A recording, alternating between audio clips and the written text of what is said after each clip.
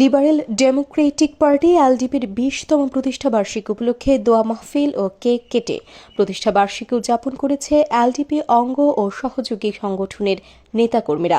বিকেলে উপজেলার কেরানীহাটে অবস্থিত রূপান্তরে সাতকানিয়া উপজেলা এলডিপি ও উত্তর সাতকানিয়া সাংগঠনিক উপজেলা এলডিপির যৌথ উদ্যোগে এই কর্মসূচির আয়োজন করা হয়।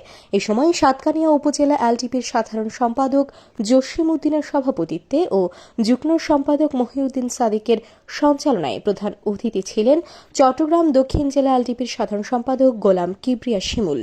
এতে বিশেষ অতিথি ছিলেন উত্তর সাতকানিয়া সাংগঠনিক উপজেলা এলডিপির সাধারণ সম্পাদক আনিসুর রহমান শিকদার, সাতকানিয়া উপজেলার এলডিপির যুগ্ম সম্পাদক মাস্টার সেলিম রেজা, পুরানগড় ইউনিয়ন এলডিপির সভাপতি দেলোয়ার হোসেন দেলু, কেউচিয়া ইউনিয়ন এলডিপির সাধারণ সম্পাদক জসিম উদ্দিন, সহ সভাপতি আব্দুর রহিম প্রকাশ বাদশাহাজি, এলডিপি নেতা ইউনুস মেম্বার ও মোহাম্মদ সেলিম উদ্দিন।